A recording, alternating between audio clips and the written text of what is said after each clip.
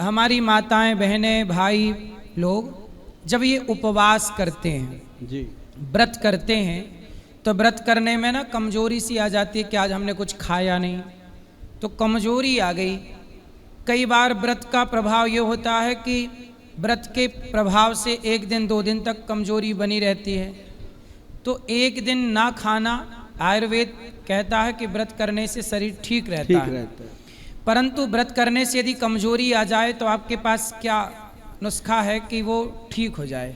सबसे पहले तो महाराज जी मैं आपको बताऊंगा कि जो लोग व्रत करते हैं, बहुत कम लोग हैं जो नहीं व्रत करते, लेकिन मैक्सिमम लोग व्रत करते हैं। अब जैसे किसी को कोई स्किन की प्रॉब्लम होती है, हम उसको बोलते होते हैं कि संडे को खाना छोड़ दो और नमक बिल्कुल बंद कर दो, तो काफ़ी हद तक फ़ायदा होता है। तो जो कमजोरी आती है व्रत करने से, वैसे तो बहुत कम लोगों को आती है, उन्हीं को आती है जो अनीमिक होते हैं, जिनके अंदर खून की कमी होती है। तो ऐसे में सबको मैंने बताया था कि बादाम 5 और किशमिश के 5 और उसके अंदर 1 अखरोट और 1 उसके अंदर अंजीर जो होता है वो डाल करके रात को पानी में भिगो के रखो, सुबह उसको खाली पेट खाना शुरू कर दो। ये ज़रूरी नहीं कि जिस दिन व्रत रखा उसी दिन खाना है, ये रोज़ खाना शुरू करो। अब जितने मर्जी व्रत रखना, आपको कभी वीकनेस नहीं आएगी, कमजोरी नहीं आएगी, क्योंकि ये ब्लड को बढ़ा देता है। और अंजीर जो है वो आपके पेट को बिल्कुल नॉर्मल तरीके से साफ़ करने में मदद करता है। और साथ में जो हम इसके अंदर बादाम डालते हैं वो ब्रेन की ताकत को बढ़ाता है। और ये सारी चीज़ें जो है, अखरोट जो है वो भी ब्रेन को, तो इससे क्या होता है कि शरीर के अंदर जितनी भी कमजोरी है, ये सिंपल घरेलू नुस्खा है। आप इसको नोट करके रखेंगे, इसको अपने पास सेव करके रखेंगे, तो आपके लिए भी और आपके सारे भाई बंधुओं के लिए ये बहुत फ़ायदेमंद रहने वाला है। वाह, सुंदर।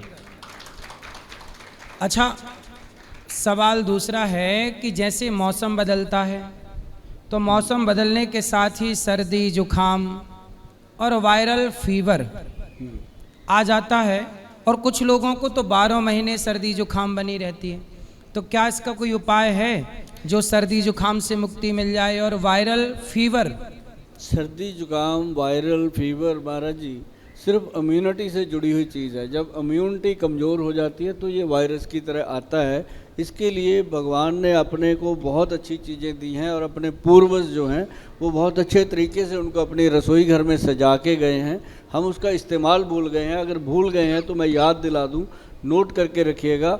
इसके अंदर 5 हल्दियाँ मिला के एक बनती है पंचम हल्दी, जिसको बोला जाता है काली हल्दी, अम्बा हल्दी, दारू हल्दी, पीली हल्दी और एक जंगली हल्दी।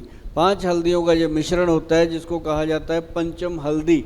इसको आप गूगल पे जाके लिखोगे पंचम हल्दी तो ये आपके सामने आएगी और आपको पता चलेगा ये क्या चीज़ है। तो आपको इसको घर पे बनाना चाहिए। घर पे बना के अगर आप रखेंगे, 100 ग्राम बना लो, सारी 5 चीज़ें हैं, उनको 20-20 ग्राम, 30-30 ग्राम लेके बनाओगे तो 100-150 ग्राम अपने हाथ में आ जाती है छान छना के। तो उसको आप अगर 2 चुटकी मात्र, आधा चम्मच रोज़ गर्म दूध में या फिर आप गर्म पानी में मिला के रात को ले सकते हो। जब आप रात को लेके सोएंगे, सुबह जागेंगे तो आपको पता चलेगा कि इससे जो शरीर अकड़ा हुआ था, बुखार सा चढ़ा रहता था और बहुत सारी ऐसी प्रॉब्लम थी, वो सारी सॉल्व हो रही हैं। और इसको आप लाइफ टाइम ले सकते हो। हफ्ते में सिर्फ 1 दिन छोड़ना चाहिए। जो भी मैं घरेलू नुस्खा आपको बताने जा रहा हूँ, हफ्ते में 1 दिन छोड़ते जाइए, 4-5 दिन खाते जाइए, आपको लाइफ टाइम ये चीज़ें बचाएंगी। और जो लोगों को बहुत ज़्यादा कफ कोल्ड होता है, पंचम हल्दी उनका सबसे बड़ा एक फ़ायदा करने वाली चीज़ है। और नाड़ियों में दर्द रहता है, जिनके कहते हैं ना कि वो नसें चढ़ जाती हैं, है ना, हमारे पंजाब में तो कहते हैं कड़ल्लें पड़ गई, नसें चढ़ गई, तो वो जो नस चढ़ती है वो भी हल्दी से ठीक होती है। जिन लोगों को कहा गया घुटनों का ऑपरेशन करवा लो, हल्दी खाते रहो, कभी ज़रूरत नहीं पड़ेगी। तो ये पंचम हल्दी जो है ये अपने आप में बहुत बड़ी ताकत रखती है। तो ये वो चीज़ें मैं बता रहा हूँ जो करोड़ों लोगों ने आजमाई हैं, देश में भी विदेश में भी। तो आजमाने के बाद जब लोग मुझे फीडबैक देते हैं तो मैं मजबूती से आप लोगों को इसलिए बता रहा हूँ कि अभी हमारे साथ देश के इतने बड़े संत बैठे हैं, उनके सामने तो मतलब कोई भी मैं बात करूँगा ये ज्ञान का, इनको जो जितना ज्ञान है, तो मैं तो यही कहता हूँ कि सूर्य के आगे दीपक जला के मैं बैठ तो गया, लेकिन मैं वो बातें आपको बता के जाऊँगा जो बातें आपकी सेहत के लिए, आपकी रसोई घर में जा कर के आप ठीक कर सकते हो। घरेलू नुस्खे जो हैं वो आपके लिए बहुत कारगर होते हैं। तो ये हल्दी कितनी मात्रा में लेनी है?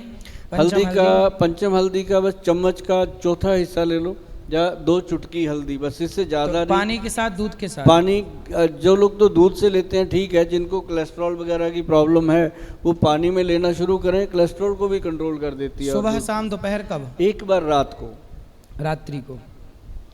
अच्छा, गले में भी ये टॉन्सिल हो जाते हैं और कई बार गले में खराश बनी रहती है, अंदर ना दर्पण में कई बार मुंह खोल के देखो तो यहाँ लाल लाल रहता है। रेडनेस होती है। हाँ, तो क्या है और क्यों होता है ये, और क्या उपाय है इसका? हाँ, वो एक अल्सर टाइप हो जाता है अंदर, अल्सर टाइप हो जाता है।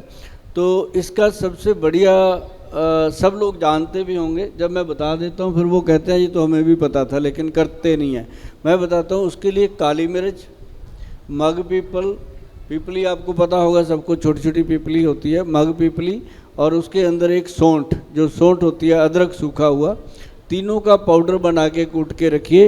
एक चुटकी ऐसे जैसे मक्के का दाना होता है उतनी सी, बस चुटकी में ज़्यादा भी नहीं होनी चाहिए, मक्के के दाने जितनी लेकर के आप मुंह में रख के धीरे धीरे उसको चूस चूस के खाएंगे, चबा चबा के खाएंगे, तो मुंह के अंदर एक सलाइवा बनता है जिसको हम लार बोलते हैं।